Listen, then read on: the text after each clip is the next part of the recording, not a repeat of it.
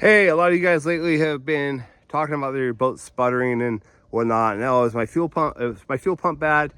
And I wouldn't go to the fuel pump first. Usually I go to the fuel filters. The pump, I'm on a 98 and I still have the original pump.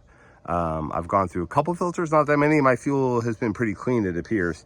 But yeah, if your boat's sputtering inconsistently, it seems like it's under load and all of a sudden it just goes and accelerates. That's probably a fuel problem. It's particles moving around and not letting fuel through. So that's probably what's going on.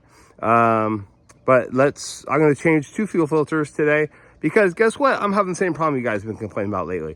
So I'm going to change those out. It's been quite a while since I've changed the fuel filter and then the screen in the tank. So let me flip over to the engine here.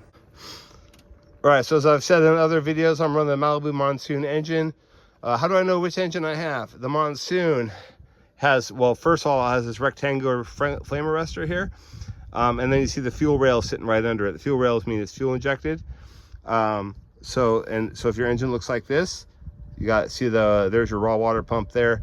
It's got that long flame arrestor there, and the Malibu on the side, that is the Malibu Monsoon. In 98, it was a 325. A year or two later, they kicked it up 10 more horsepower to 335. That's what that number is. It's the number of horsepower. So the fuel filter, that's from the engine on a car or on a direct drive. So on this passenger side over here, the odd numbered cylinder side, you come down here, you'll see this canister right here. This canister is the fuel filter. So you're using, so you have to get the brass fittings off. Sorry, I'm trying to hold my phone here. Brass fitting off here and one on the bottom. They're exactly the same size. They're both 5/8. The hex next to it is to hold the filter from spinning, to get something to get some leverage against. That's a 13/16. So undo both of those. You're going to want to have rags or paper towels or something to collect the fuel, because it's going to go all over the place. And when you be careful when you collect the fuel in the rags, like it's going to be 107 here today, I think. And you put those rags in a bucket out in the sun, they could ignite. So careful what bucket you put it in, where you put them, all that kind of thing. Maybe a mellow bucket, let it sit for a day or so, and then get rid of them. Just let it all evaporate out. So you're also, if you get some in the bilge, make sure you wash the bilge out really good. Open your engine compartment, run the blower, etc. before you start it the first time. I've actually already done it. I filmed it in portrait mode by accident. So I'm just gonna walk you through it. So you're gonna undo the top nut and the bottom nut, and then this bottom tube is hard and fixed, so you can't move that around. So what has to happen is you need to slide the canister up. What's in this holder, right? So this bolt over here, it's a 7/16. It's got a deep socket, maybe with an extension. Come out here and do it. That's what I did, right? I went in like that, and I was way out here undoing it. And I actually took the bolt all the way out because right above it is, you can't really see it very well from here. Oh, right here, I guess. So there's this hose right here. This is for the transcooler. It sits right above it here, so you can't slide it straight up. So if you pull the bolt all the way out, you can open this bracket up some to tweak the filter to the side to get it out. So that's what you're gonna do. Pull it out, slide the new one in. There is a in and out on it, or it says out on one end. The out goes to the bottom because that comes around and goes up to the engine. So the fuel's flowing through top to bottom, okay? So make sure you get it in the right way. It will work, it will flow the other way typically, but it's not the way it's designed to be. So swap that out, and then when you're done, you're going to turn the key on. You'll hear the fuel pump spin up for a couple seconds. That will pressurize it, and you can make sure you don't have any leaks. Once it pressurizes, you turn the key off, you turn it back on, you won't hear the fuel pump again. I've had a lot of people lately saying, hey, I'm not hearing my fuel pump, is it bad? No, if it's up to pressure, it's not gonna run again. Why run if it's already at pressure, right? So oftentimes you'll hear it run like right in the beginning, like if it's been sitting for a week, you turn it on, you'll hear it run a little bit because it's lost pressure over time. But yeah, typically, you're not gonna really hear it. That noise you're hearing is my bilge pump. Actually, it checks for water every couple minutes, which is stupid in my opinion. But anyway, so that's that. And then we have a screen in the tank, and we'll show you how to replace that. And I actually have video for that, so I'll show you that as well. So those are the two filters. Some people mentioned another filter by the tank. Mine does not have it. And this one actually, the one here is I used a microguard because they didn't have a wicks for me. 33481. The wicks is actually 33481 also. Napa is 23481.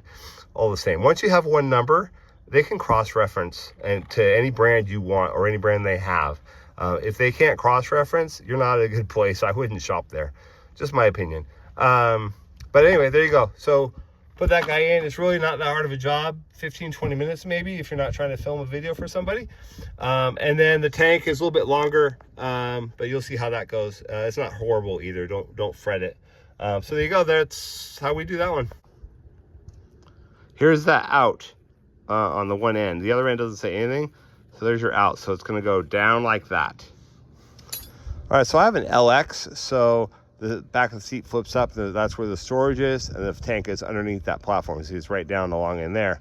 So you have to unscrew this platform with 2 screws. The LXIs have access from the top, right? It's a longer back end. They added some to the back end. And you get it through from the top. But basically, it's the same thing. So if we come down here, you'll see right there is where the fuel line comes in. We need to get into that area. There's a screw over there and a screw over there. And then we have to manipulate this thing out of here. It actually doesn't go very far past that end. So we're gonna shove it that way so we can get this end out and then pull it out and work on it. So you can see here how I'm taking it out. So I got it to go, I had to lift this up right here to get over the hoses. And I was able to slide the platform like an inch that way to get this corner right here out and pull this side out, and then the whole thing comes out. Okay, here's a close-up of the pickup. To make sure any fuel doesn't flow back, I shut the cutoff here, the valve off right here. Sideways is always off for water, fuel, whatever. Going along the axis of the hose, that's always on. So anyways, I shut that off. Took the 4 bolts out here. They're I used a number 8. Actually, it happened to be what I had that was small enough and it worked perfectly. And then you can lift this straight out. You see there's inserts under here. So they thread into those inserts. So you're not just threading into plastic with some, you know, what do you ever call it, screws. So we're gonna pull it out, and on the bottom here, there's a screen. See, there's a little bit of junk on my screen. So I'm gonna clean the screen out while I'm here. And because this is actually has never been cleaned since 1998. It's now 2024. And that's all the junk I have on it. So I've got pretty clean fuel over the years. But anyway, there is a little bit of something in there. So I'm gonna clean that out and we'll put this back in. Okay, I just snug those bolts back up. I'm gonna turn the fuel back on here so I don't forget. I bumped that with skis before. Just FYI, over here you have, this is where your ascending unit is. This is the pressure, the fuel coming back, returning from the engine. And then this one goes up to your overflow or vent, whatever you want to call it. Okay, so now I'm just put that platform back in, find the holes the 2 screws go in, and we're done with that one. All right, I'm gonna go take the boat out to the lake right now and test it out. As you saw, it was really not that hard. I know you guys can do it yourself, so enjoy and happy skiing.